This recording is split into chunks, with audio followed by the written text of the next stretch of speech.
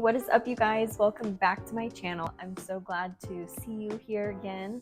I am pretty excited to get started on YouTube again. I've taken a long break, had a lot going on, kind of getting my ducks in a row, and really excited to jump back into it and talk more about toddler tips. Today I wanted to talk a little bit about Disney World's Art of Animation Hotel. It's a value resort, but it's just a little bit above the typical value resort price range because of the amenities that they have. I wanted to give you 5 tips if you are going to stay there with a toddler, 5 things that I wish I had known before I stayed at this resort to make it a little bit easier. So without further ado, let's jump right on in. Tip number 1, and this is a tip I have not heard from anybody, is that the beds, the new beds, the platform beds that you can fit a suitcase and all your bags under, is able to move. So instead of getting toddler rails on both ends of the bed, you can literally push the bed against the wall into the corner. Like, my toddler was fully guarded on one side of the bed, and we would have only needed to get one bed rail on the other side. I didn't know this until the last night I was staying there. And that's just because during nap times and at night when he wanted to cuddle, I was dozing off because I was so tired. And so I was like, you know what, instead of worrying about him falling off the bed, and I didn't have a bed rail at the time because he had his own pack and play, I was like, I wonder if these beds can move. And I started pushing it and it moved. I was like, had I known that sooner, I would have done it. So I pushed it completely against the wall and he was completely guarded, head to toe on one side because it was in the corner of the room. So I laid on the other half, and because I didn't have a bed rail, and he was perfectly fine. So I wish I had known that sooner. Tip number 2. This one, this was gold. So I had gone grocery shopping beforehand so that we could save a little money without going out to eat for every meal of the day. And I took the risk. I know I did my research ahead of time, and I know that there's only either a beverage cooler or a refrigerator, a mini fridge in your room, and it's kind of like a hit or miss, like you're playing a gambling game at that point to kind of go grocery shopping for dairy products and things that need to be refrigerated without knowing for sure that you have a mini fridge in your room.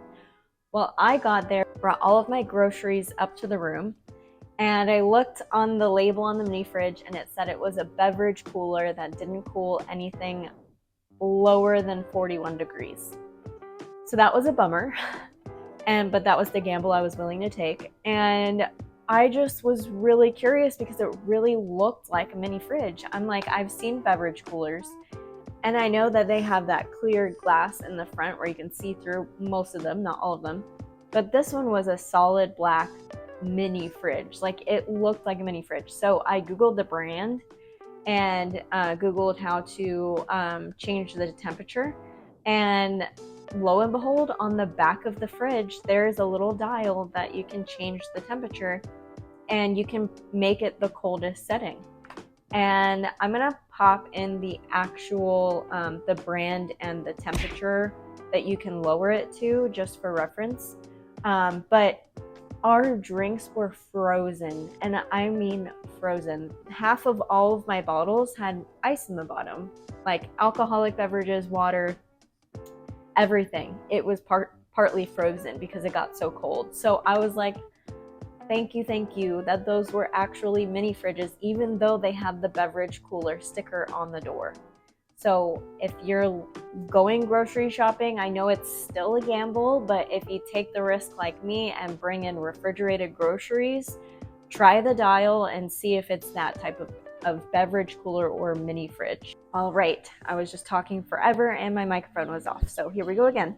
Tip number 3, if you're staying in the Little Mermaid room, do not walk all the way up to Finding Nemo to get to the Skyliner, because if you're going at rush hour, which is when I decided to go for early entry, when I gave myself 20 minutes of travel time, no. Go the opposite way. Go towards Ariel and go out the side of the hotel and around the lake that way, and you'll get to the back of the line way quicker than walking all the way to Finding Nemo, up to the Skyliner, and back around to the other side, across from Little Mermaid again, to the end of the line. Also, don't be too intimidated by that line because it does go really quickly. The cast members told me, and also people that waited in line all morning or were in line for a while told me that it took them about 20-25 minutes to get from the end of the line all the way up to the Skyliner. Tip number 4 is to take a picture with Nala. So in the resort, they have a Nala photo prop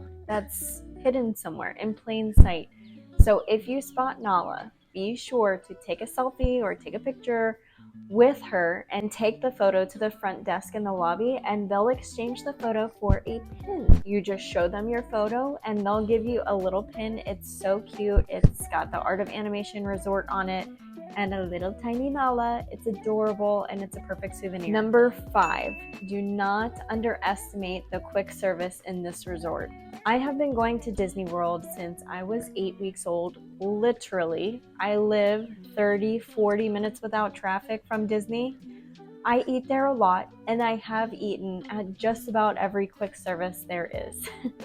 And I will tell you, the Art of Animation, hands down, has the best quick service meals. I always get the salmon, and this past time, which was my 3rd time eating there, I got the salmon and the carrots and the mashed potatoes, and it was chef's kiss. So good. I would recommend it to anyone. It is delicious. They have so many options. They have like grilled food, they have American, they have Asian inspired food. They have a good variety. I think there's 4 stations. It is just so good. It's, for some reason, it's just a level beyond all the other quick services I've been to. It always hits. It never misses. It was so good. Lastly, I have a bonus tip for you guys, and that is the hidden gem called the Amorettes in Disney Springs. And that is where I got my son's 2nd birthday cake. When I was pregnant, I went in Amorettes and I saw these cakes. They do the main character cakes. They have like a Mickey, Minnie, Donald, Goofy, and I think they have a Pluto one. The price range is immaculate for the type of cake that it is. It's got multiple layers, many different flavors, so many different options. They have different textures. They have like a jellies and crunch. Like, it is just the best. It is so good. There's like little to no fondant. Everything on the cake is edible. It has to be refrigerated though. That's the only downfall. But even the Mickey ears are white chocolate. Delicious. My son loved it. He was so happy with it, and I was so happy with it. You have to place your order at least 48 hours in advance before you plan on picking up the cake. So I placed mine before I got to the resort, and then on the day that we got there, which was the day we were going to celebrate my son's birthday, I had my sister go pick it up from Disney Springs, and it was so gorgeous. It was literally perfect, and it comes in this box where you can just unhook it and unwrap the box around the cake so you don't have to reach in and pull it out.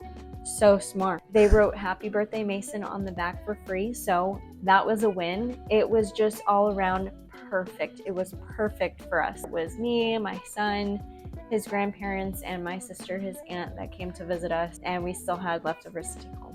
Well, that is it for you guys today. I hope you enjoyed this video and you learned a few things before your trip to the Art of Animation in Disney World. If you're new here, go ahead and subscribe, and don't forget to click the notification bell so that you're notified every single time I upload a new video. Thanks for watching, and I hope to see you next time.